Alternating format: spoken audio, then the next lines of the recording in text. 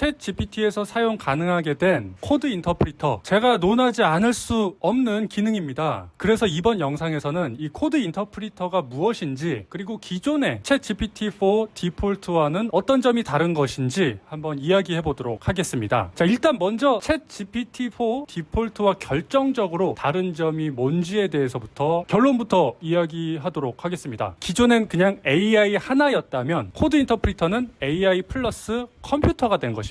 자, 비유를 들어서 설명을 드리자면 기존의 GPT-4 디폴트의 경우는 어떤 계산 임무가 주어졌을 때 암산으로 계산을 합니다. 사람도 자릿수가 많은 숫자를 암산으로 계산할 때 실수를 할 수도 있죠. 그래서 기존의 챗 GPT-4 디폴트의 경우는 실수를 할 여지가 많습니다. 그래서 실제로 해보면 숫자 계산에 대해서 잘못된 결과를 주기도 하죠. 자, 그런데 코드 인터프리터는 컴퓨터를 가지게 된 챗 GPT-4라고 생각해도 되는데요. 우리가 어떤 복잡한 숫자의 계산 임무를 부탁을 하면 이 챗 GPT-4는 이제 더 이상 암산으로 계산을 하는 게 아닙니다. 우리가 요청한 그 계산을 처리하기 위한 코드를 작성해서 이제 가지고 있는 이 컴퓨터에게 그 코드를 실행하게 해서 컴퓨터를 가지고 계산을 합니다. AI가 만들어내는 코드에 문제가 있지 않은 이상 계산 과정에서는 실수가 만들어질 수가 없습니다. 그래서 132,234부터 542,234 사이에 등장하는 모든 짝수를 더해달라는 계산을 이렇게 부탁을 해볼 수가 있죠. 자, 이런 부탁을 했을 때 기존의 챗 GPT-4 디폴트의 경우는 결국 답을 틀려버립니다. 근데 코드 인터프리터의 경우는 그 계산을 스스로 암산으로 하는 게 아니라 그 계산을 하는 공식을 만든 것을 컴퓨터를 이용해서 계산을 진행하기 때문에 계산 과정에서 실수를 하지 않고 정확한 답을 만들어줍니다. 이 결과는 제가 실제로 직접 한번 계산을 해보니까 맞는 답입니다. 계산에 있어서 올바른 답이 나오기까지 두 가지 조건이 있습니다. 자, 첫 번째는 그 계산을 하기 위한 공식을 올바르게 세워야 됩니다. 그리고 올바르게 공식을 세웠다면 계산을 잘 해야겠죠. 공식을 잘 만들었는데 계산에서 실수를 한다면 결과적으로 틀린 답이 나올 거고요. 반대로 아무리 계산을 잘해도 공식이 잘못되어 있다면 그것도 틀린 답을 낼 것입니다. 지금 기존의 챗 GPT-4 디폴트의 경우는 만들어준 이 공식을 한번 제가 직접 계산을 해봤는데요. 맞는 공식입니다. 근데 계산 과정에서 틀렸어요. 암산을 하다가 혼동을 한 거죠. 자, 여기서 말하는 공식을 세운다라는 말은 즉 프로그래밍을 뜻합니다. 이 코드 인터프리터는 우리의 미션을 수행해주기 위한 공식을 세우는 과정을 거칩니다. 즉 이것을 계산하기 위한 코드를 만들어서 자기 자신이 가지고 있는 컴퓨터를 이용해서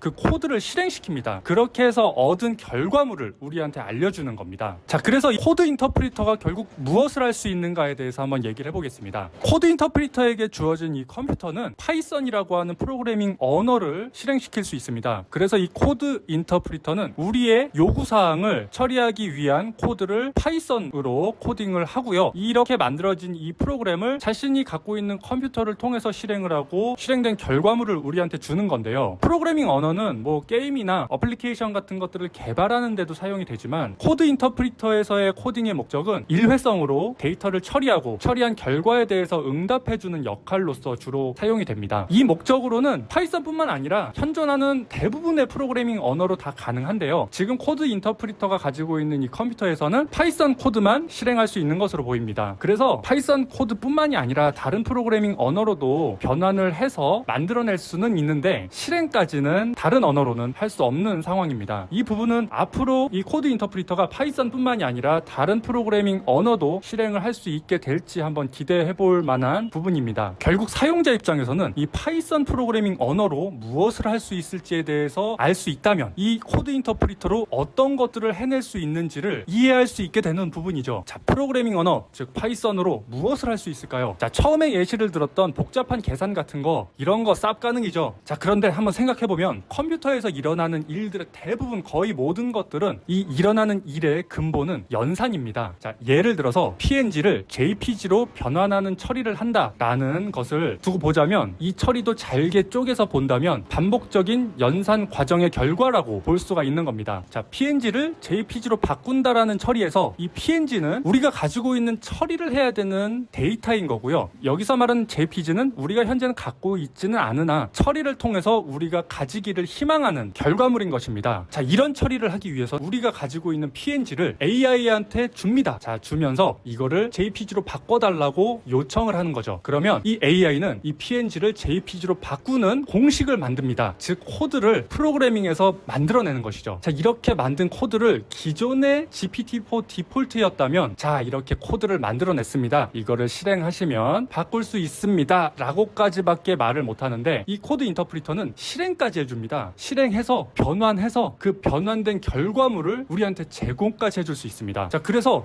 한번 이렇게 요청을 해보면 이렇게 변환된 결과물을 다운받을 수 있는 링크를 만들어줍니다. 자, 만약에 목적이 이 JPG로 변환하는 것 자체가 목적이 아니라 이 사용자가 어떤 뭐 앱을 만들고 있는데 이 만들고 있는 앱에서 이 PNG를 JPG로 변환하는 기능이 필요해요. 근데 이 코드를 모릅니다. 자, 그럴 때도 이렇게 요청을 해보면서 어떤 코드로 그런 거를 이제 할 수 있는지 자, 그 작업을 해주는 코드를 이렇게 확인할 수도 있습니다. 지금 여기서는 파이썬 코드로 만들어줬지만 이거를 뭐 지금 사용자가 코딩 중인 프로그래밍 언어 뭐 예를 들어서 자바스크립트라면 이 코드 인터프리터에게 이 파이썬 코드를 자바스크립트 문법으로 바꿔달라고 요청을 할 수도 있습니다. 뭐 자바스크립트를 이 코드 인터프리터가 실행을 할 수는 없으나 변환은 해줄 수 있는 겁니다. 앞서 말씀드렸다시피 코드 인터프리터랑 기존 챗GPT-4 디폴트랑 차이점은 컴퓨터를 가지고 있어서 코드를 실행할 수 있냐 없냐의 차이밖에 없기 때문에 코드 변환 같은 거 기존의 챗GPT-4 디폴트가 충분히 해낼 수 있었던 작업이기 때문에 코드 인터프리터에게도 동일하게 요청을 할 수 있는 겁니다. 앞서 말씀드린 컴퓨터의 연산에 대해서 조금 더 이야기를 해보도록 하죠. PNG를 JPG로 바꾸는 것도 어떤 연산 과정의 일종이라고 말씀을 드렸는데요. 사실은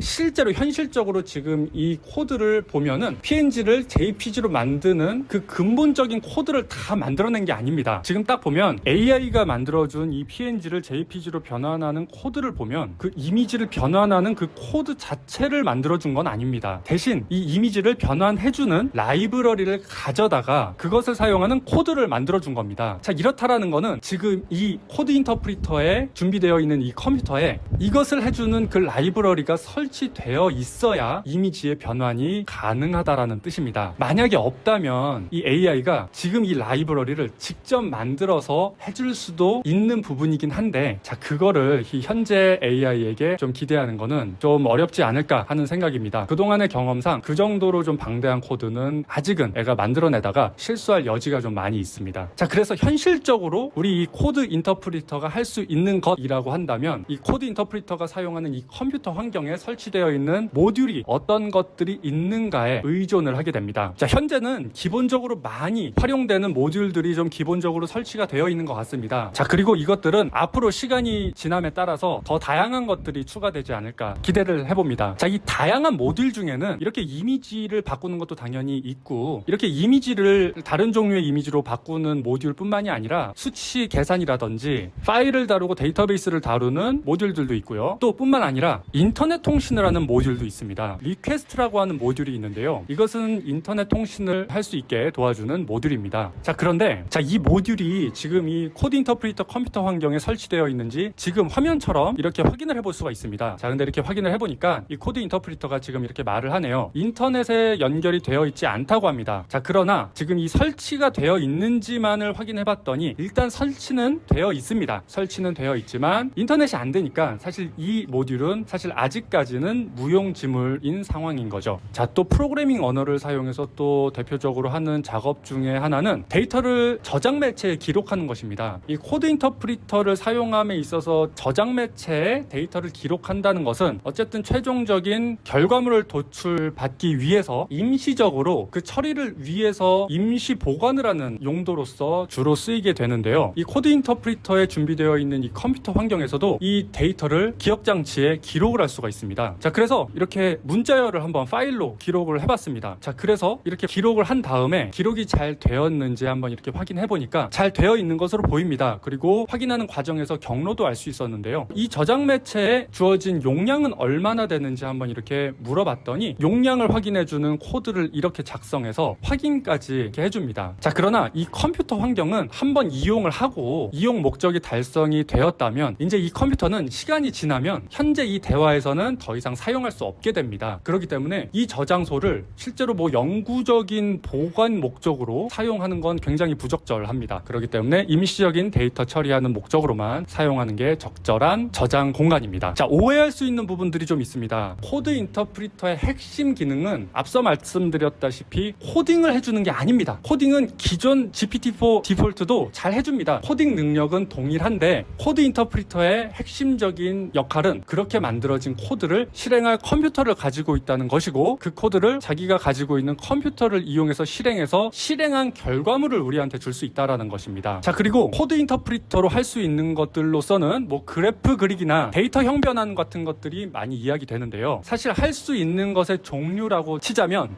지금 이 코드 인터프리터 컴퓨터상에 설치되어 있는 모듈의 종류로 할 수 있는 것들과 또 인터넷상에 연결하지 않아도 할 수 있는 것이라면 무엇이라도 해낼 수 있다고 보는 것이 맞습니다. 영상 봐주셔서 감사합니다.